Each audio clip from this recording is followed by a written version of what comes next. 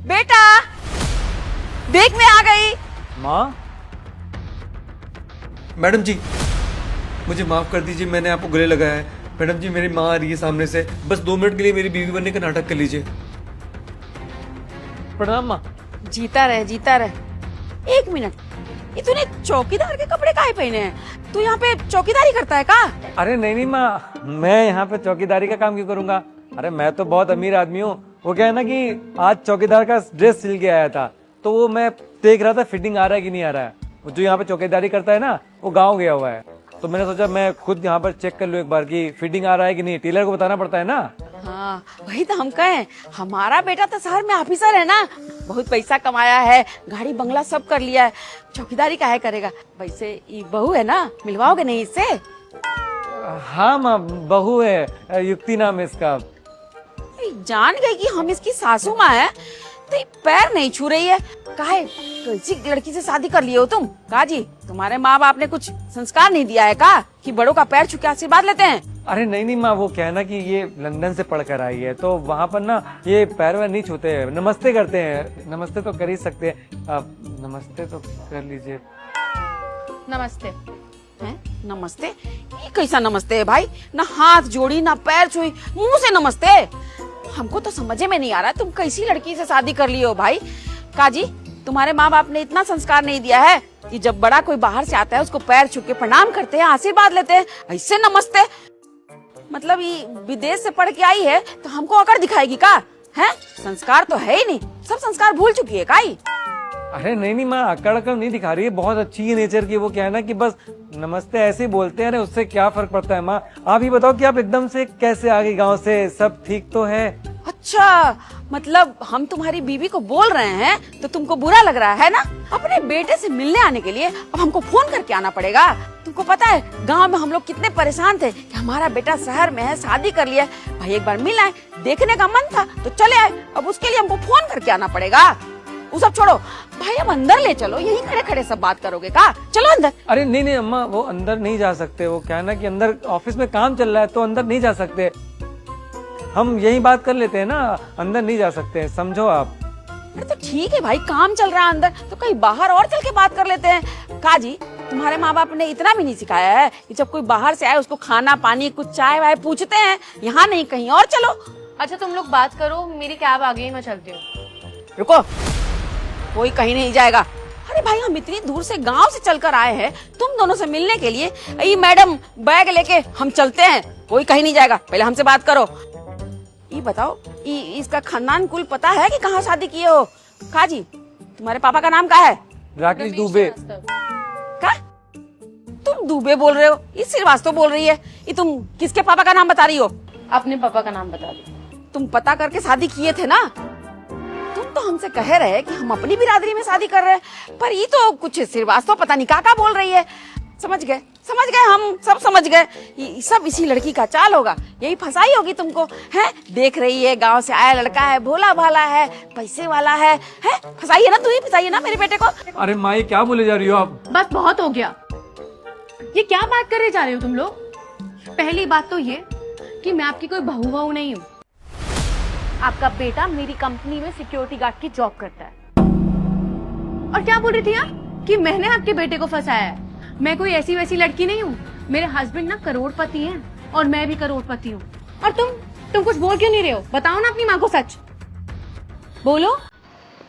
क्या बोला तुमने? ये लड़की क्या कह रही है? तुम यहाँ पे चौकीदार की नौकरी करते हो? जी हाँ, चौकीदार की नौकरी। वो तो मैं जा रही थी, आपका बेटा मेरे गले लग के बोलने लग गया कि मेरी माँ आ रही है, उनके सामने 5 मिनट के लिए बोल दीजिएगा कि मैं इसकी बीवी हूँ। मुझे लगा इसकी कोई मजबूरी होगी इसलिए मैं खड़ी हो गई, लेकिन आपकी तो कोई लिमिट ही नहीं है, आप तो बोली जा रही है, सुन ही नहीं रही है दूसरे की बात। अब बोलोगे सच? बताओ ना अपनी माँ को कि तुम यहाँ पे चौकीदार की नौकरी करते हो। हाँ माँ, मैं यहाँ पे चौकीदार की नौकरी करता हूँ। मैंने आपसे झूठ बोला माँ, मैंने आपके और बाबूजी के खिलाफ जाके शादी तो कर ली थी। शादी के 3-4 दिन के बाद वो मुझसे लड़ने लगी। फिर पता चला कि उसका कोई और बॉयफ्रेंड है, वो किसी और से प्यार करती है। उन दोनों ने मिलके मेरे ऊपर केस कर दिया और मेरे पास जितने भी पैसे थे, जो भी सामान था, सब ले लिया उसने। मेरे पास कुछ भी नहीं बचा।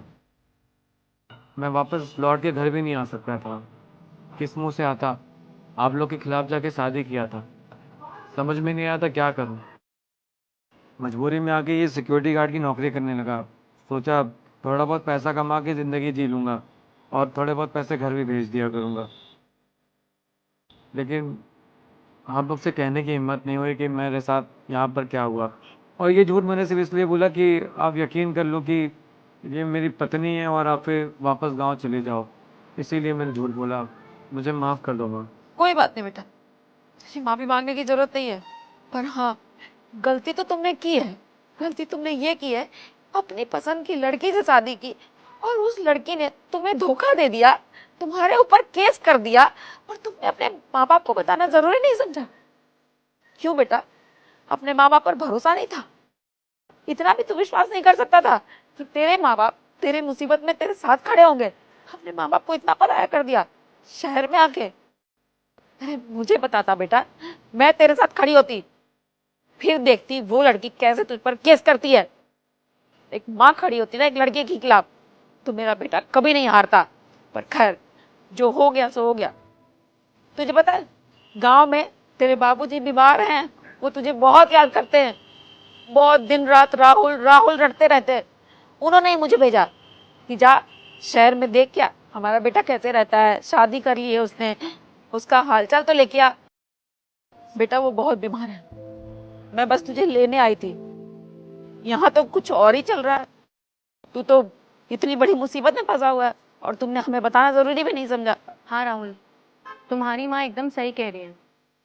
तुम्हारे साथ इतना सब कुछ हो गया और तुमने अपने घर वालों को बताया भी नहीं। ऐसी सिचुएशन में सिर्फ तुम्हारा परिवार ही तुम्हारा साथ देता। एक तो तुमने अपने माँ बाप के खिलाफ जाके शादी की। चलो मानती हूँ गलती हो जाती है, लेकिन अगर तुम शादी के बाद परेशान हो तो अपनी परेशानी अपने माँ बाप को बताओ ना, वो उसे हल करेंगे।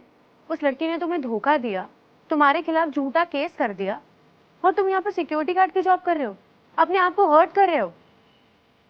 तुम्हें ये बात अपने माँ बाप को बतानी चाहिए थी। माँ बाप हमेशा साथ देते हैं बच्चों का।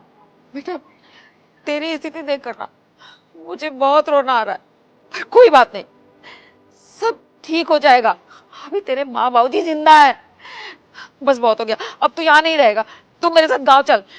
अ, मैडम जी, हम आपके आगे हाथ जोड़ते हैं। देखिए हमको पता है शायद छुट्टी ना मिले, पर इसको हम ऐसे स्थिति में यहाँ छोड़ के तो नहीं जा सकते। आप अगर आज्ञा देगी तो हम इसको 2-4 दिन के लिए गांव ले जाए क्या? हाँ आंटी, आप ले जाइए। राहुल, तुम जाओ अपनी माँ से। अभी तुम बहुत परेशान हो, तुम्हें कुछ दिन अपने माँ बाप के साथ रहने की जरूरत है। और मैडम जी, वो कहा है ना, जब हम आए थे ना तो हमको लगा कि आप ही हमारी बहू है। आप कुछ उल्टा सीधा बोल दिए हैं, उसके लिए हमको माफ कर दीजिएगा। गलतफहमी हो जाती है। अरे कोई बात नहीं आंटी, मुझे बुरा नहीं लगा। आप जा सकती हैं अपने बेटे को लेके। चल चल गाँव।